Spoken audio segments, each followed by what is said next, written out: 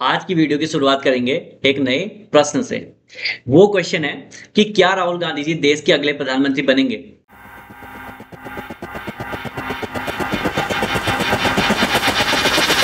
मेरे परिवार ने, गांधी जी ने मुझे सिखाया है कि अगर जीना है तो डरे बिना जीना है, नहीं तो जीना नहीं। राहुल गांधी इतना असफल होने के बाद भी खड़े रहना, मतलब उस क्वेश्चन को जानने से पहले हम जानेंगे राहुल गांधी जी के राजनीतिक सफर और उनके अभी के पॉलिटिकल स्टेटस के बारे में, मतलब कि वो कहाँ स्टैंड करते हैं, क्या वो एलिजिबल हैं कि अगले 2029 में। ये अभी बहुत लंबा गैप हो जाएगा, आई नो, लेकिन जैसा उनका सोशल उनका कैरेक्टर बना दिया गया है अदर पॉलिटिकल पार्टीज द्वारा, वैसा वो एक्चुअल में है या 2024 के बाद उन्होंने अपने पे क्या डेवलपमेंट किया है और वो कैसे लोगों के साथ जुड़ रहे हैं, इस बारे में चर्चा करते हैं और क्या इंप्रूवमेंट्स आगे हो सकते हैं और फाइनल कंक्लूजन देखेंगे। कमेंट बॉक्स आपके लिए खुला है, आप लोग अपने सजेशन दे सकते हैं। तो आइए वीडियो की शुरुआत करते हैं राहुल गांधी जी के बैकग्राउंड से। राहुल गांधी जी का जन्म 19 जून 1970 को दिल्ली में हुआ था। राहुल गांधी जी एक ऐसे परिवार से आते हैं जिसने भारत की राजनीति को दशकों तक दिशा दी है। इनके ग्रेट ग्रैंडफादर स्वर्गीय श्री जवाहरलाल नेहरू जी थे, जो आजाद भारत के पहले प्रधानमंत्री रहे। उसके बाद इनकी दादी स्वर्गीय श्रीमती इंदिरा गांधी जी, जो कि देश की पहली महिला प्रधानमंत्री रही। 31 अक्टूबर 1984 को इंदिरा गांधी जी की उन्हीं के अंगरक्षकों द्वारा गोली मारकर हत्या कर दी गई थी।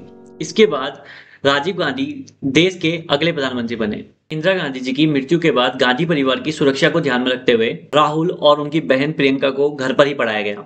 राहुल गांधी जी की शुरुआती पढ़ाई दिल्ली के सेंट कोलंबा स्कूल में हुई थी। उसके बाद उन्हें देहरादून के मशहूर स्कूल दून स्कूल में भेजा गया। राहुल गांधी की आगे की पढ़ाई अमेरिका के हार्वर्ड यूनिवर्सिटी से शुरू हुई, लेकिन 21 मई 1991 को एक तमिलनाडु में हुए आत्मघाती बम विस्फोट के दौरान राजीव गांधी जी की हत्या हो जाती है। उसके बाद राहुल गांधी जी को सुरक्षा कारणों से बीच में ही पढ़ाई छोड़नी पड़ती है और उसके बाद उन्होंने अमेरिका के लॉरेंस कॉलेज फ्लोरिडा में दाखिला लिया। वहीं से उन्होंने 1994 में बैचलर डिग्री हासिल की। इसके बाद उन्होंने कैम्ब्रिज यूनिवर्सिटी से एमफिल की पढ़ाई पूरी की। दिलचस्प बात यह है कि विदेश में रहकर उन्होंने अपनी पहचान छुपाए रखी, कुछ सुरक्षा कारणों से, क्योंकि उनकी दादी और उनके पिताजी की मृत्यु के कारण सुरक्षा को ध्यान में रखते हुए उन्होंने अपना नाम रॉल विंसी रख लिया था। पढ़ाई पूरी करने के बाद राहुल गांधी जी ने लंदन के मॉनिटर ग्रुप कंपनी में नौकरी की। इसके बाद भारत लौटकर उन्होंने अपनी एक कंपनी स्टार्ट करी जिसका नाम था technology outsourcing firm back offs, जिसमें उन्होंने डायरेक्टर के रूप में काम किया। राहुल गांधी जी की जो राजनीति की शुरुआत है, उसकी शुरुआत 2004 में जब उन्होंने अमेठी से चुनाव लड़ा, जिसमें उन्हें 66.2% वोट मिले। ये वही सीट है जहां से उनके पिताजी चुनाव लड़ चुके थे। 2004 के चुनाव में कांग्रेस को 145 सीट और बीजेपी को 138 सीट मिली थी। इस बीच राहुल गांधी ने युवाओं और समाज से जुड़ने की भी कोशिश की। 2007 में राहुल गांधी जी को कांग्रेस का महासचिव बनाया गया और एनएसयूआई और युवा कांग्रेस को मजबूत करने की जिम्मेदारी दी गई, जिसके कारण उन्होंने कांग्रेस के डेटा के अनुसार युवा कांग्रेस और एनएसयूआई की सदस्यता की संख्या 2 लाख से बढ़कर 25 लाख हो गई। और फिर आ जाता है 2009 का चुनाव। 2009 के चुनाव में राहुल गांधी फिर से अमेठी से लड़ते हैं और वो 71.8% वोट से अमेठी से दोबारा जीत जाते हैं। और इस चुनाव में 2009 के चुनाव में कांग्रेस को 206 सीट मिलती हैं और बीजेपी को 116 सीट मिलती हैं, क्योंकि इसमें कांग्रेस का प्रदर्शन बहुत अच्छा रहा। 2009 के बाद 2014 आते आते कांग्रेस के बहुत सारे स्कैम सामने आने लगे, जैसे 2G scam and other scams. So इस वजह से कांग्रेस की हालत बहुत खस्ता हो चुकी थी।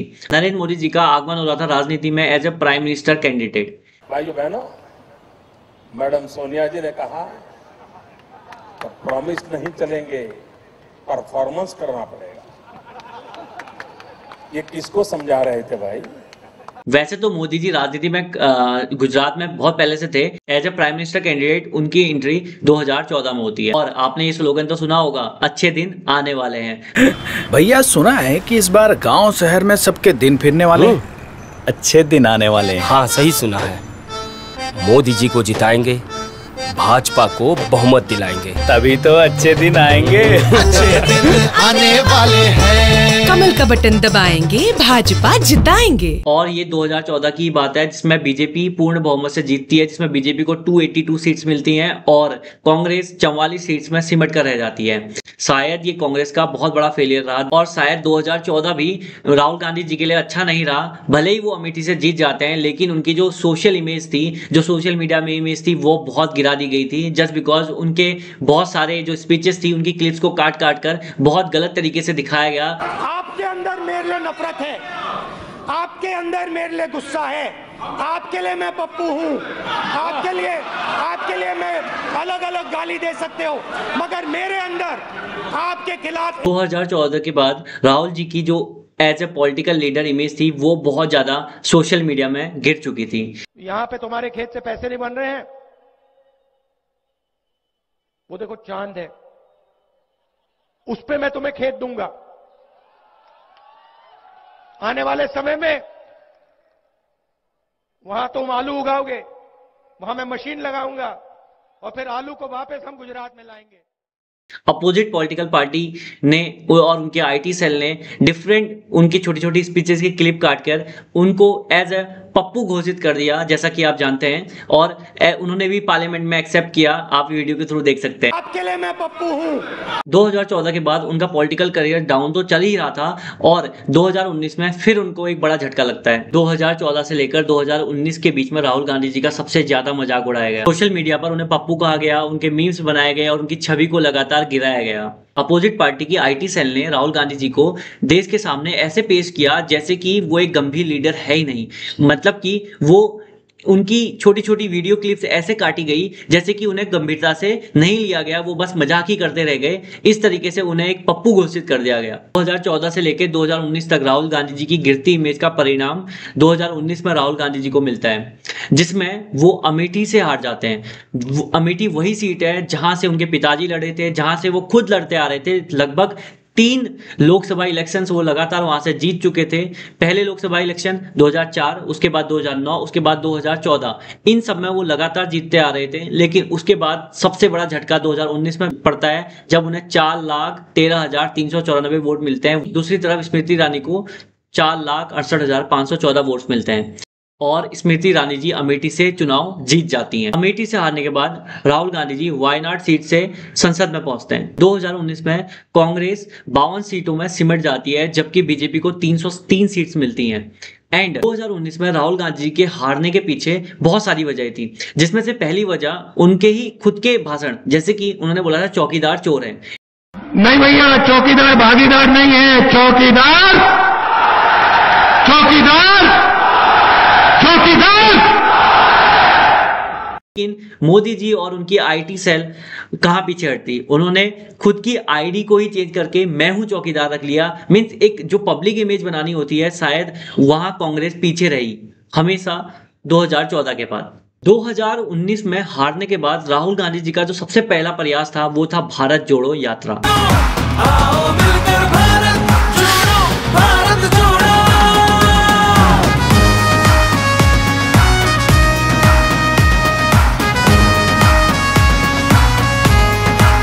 जिसकी शुरुआत 7 सितंबर 2022 को कन्याकुमारी से हुई थी, जो कि 4080 किलोमीटर की थी, जिसकी समाप्ति 30 जनवरी 2023 को कश्मीर में हुई। इसके बाद भारत जोड़ो न्याय यात्रा, जो कि 14 जनवरी 2024 को मणिपुर से शुरू हुई और 16 मार्च 2024 को मुंबई में समाप्त हुई। इन यात्राओं से उनकी राजनीति को एक नई पहचान मिली, एक ऐसा नेता जो सभी की समस्याओं को पैदल चलकर सुन रहा है और गांव-गांव जाकर लोगों से मिल रहा है और समाज को जोड़ने की बात करता है, ना कि तोड़ने की। जैसा कि बीजेपी पर बार बार इल्जाम लगाया है, वो चुनाव के टाइम पर जो रिलीजियस फैक्टर्स है उस पर ज्यादा जोर देती है रादर देन सबको साथ लाने के, राइट। क्योंकि अभी तक जो उनकी छवि थी एक शहजादे के तौर पर, जो कि मोदी जी ने उन्हें कहा है, शाहजादे ने जो गंभीर बात बताई, उन्होंने कहा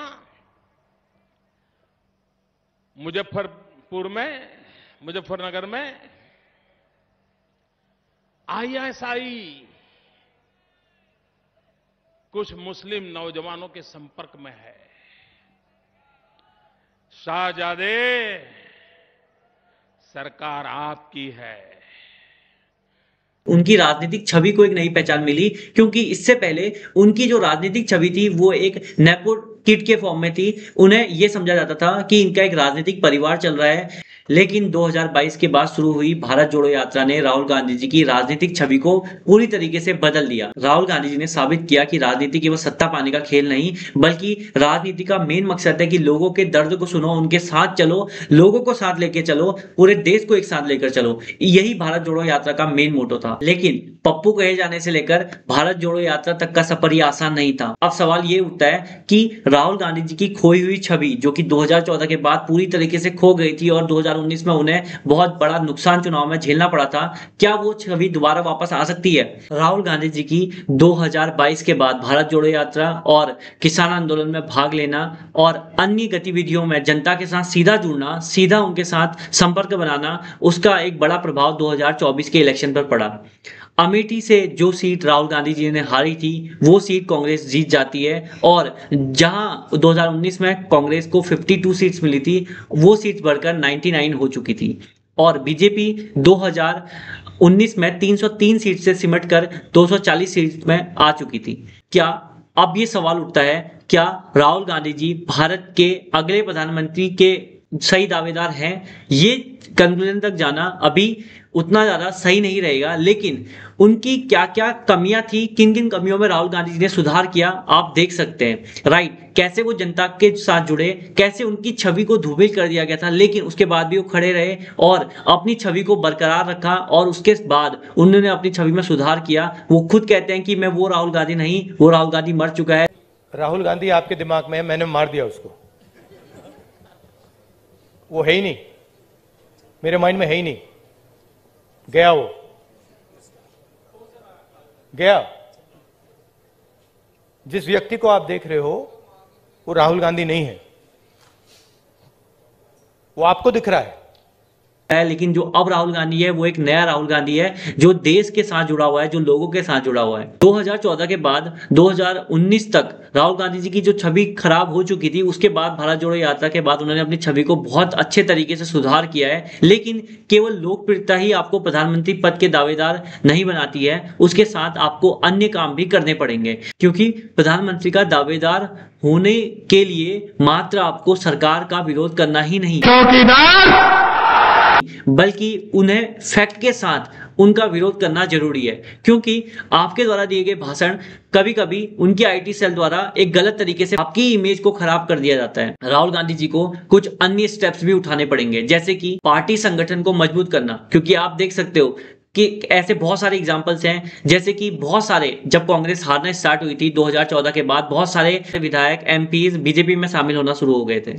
तो सबसे पहला काम राहुल गांधी जी का है अपने पार्टी को मजबूत करना, अपने पार्टी को जड़ से दोबारा से मजबूत करना, उसके हर व्यक्ति को एक साथ लेते हुए चलना, क्योंकि कांग्रेस के लिए सबसे बड़ा खतरा यह है अपने विधायकों को खोना, क्योंकि हर विधायक की अपने क्षेत्र में पकड़ होती है, उसे खोना मतलब उस क्षेत्र को खोना। कांग्रेस के लिए सबसे बड़ा यही जरूरी काम है कि अपने क्षेत्र, अपने विधायकों को खोने से बचाना। नंबर 2, क्षेत्रीय दलों को साथ लेकर चलने की क्षमता। नंबर 3, आर्थिक नीतियों और राष्ट्रीय सुरक्षा पर मजबूत और साफ दृष्टिकोण, और इसी के साथ देश के हर मुद्दों पर लगातार राजनीतिक प्रेजेंस बनाए रखना, अपना एक दृष्टिकोण जनता के सामने लाना कि अगर वो प्रधानमंत्री बने तो वो फैक्चुअल बेसिस पर कैसे जो गवर्नमेंट नहीं कर पा रही है उन मुद्दों को सामने लाना। जैसे कि आप एग्जांपल दे सकते हो, भले ही सेंट्रल लेवल पर मोदी जी बहुत ज्यादा फेमस है, लेकिन राज्य स्तर पर मोदी गवर्नमेंट की सरकारें बहुत ज्यादा फेलियर फेस कर रही हैं।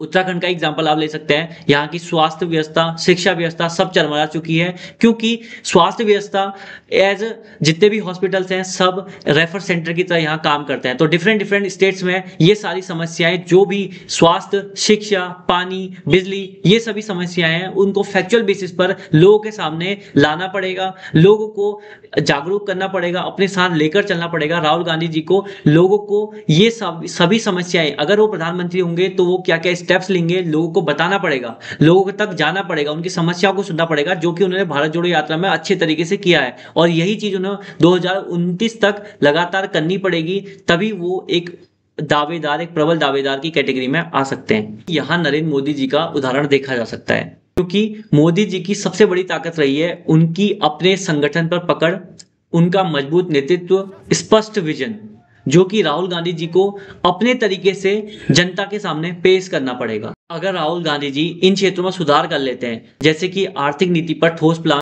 कांग्रेस संगठन को मजबूत करना और लगातार जमीन पर अपनी मौजूदगी बनाए रखना, जनता के साथ जुड़े रहना, तो वो सिर्फ विपक्ष के नेता ही नहीं बल्कि प्रधानमंत्री बनने के मजबूत दावेदार भी हो सकते हैं। लेकिन हमें सोशल मीडिया से हटकर उनकी छवि को भी देखना पड़ेगा।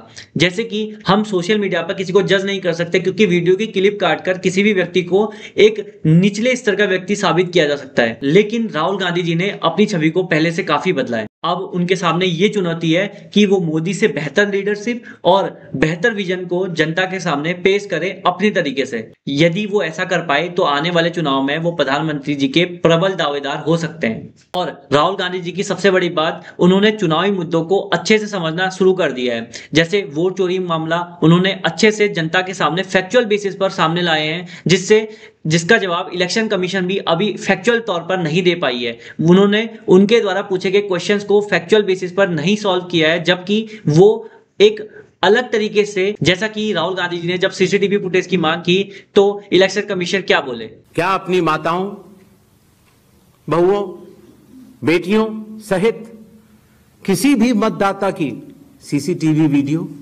चुनाव आयोग को साझा करनी चाहिए क्या? अब वोट देते समय क्या प्राइवेसी, वो हिस्सा हम ब्लर कर सकते हैं जिसको वोट दिया है, लेकिन वो हिस्सा तो हम दिखा सकते हैं कि किसने वोट दिया है, कितने बजे तक वोट दिया है। राहुल गांधी जी का कहना है कि चुनाव आयोग कई सवालों का जवाब देने में नाकाम रहा है। उनके अनुसार चुनावी प्रक्रिया में पारदर्शिता लाना जरूरी है। लेकिन ये सवाल केवल आज कांग्रेस का ही नहीं, उस समय जब कांग्रेस की सरकार थी तो बीजेपी गवर्नमेंट का भी यही सवाल था, जबकि मोदी जी ने कई बार इलेक्शन कमिश्नर को सामने एक खुली चुनौती भी दे रखी है। तो पप्पू कहे जाने से लेकर भारत जोड़ो यात्रा तक का सफर आपको कैसा लगा?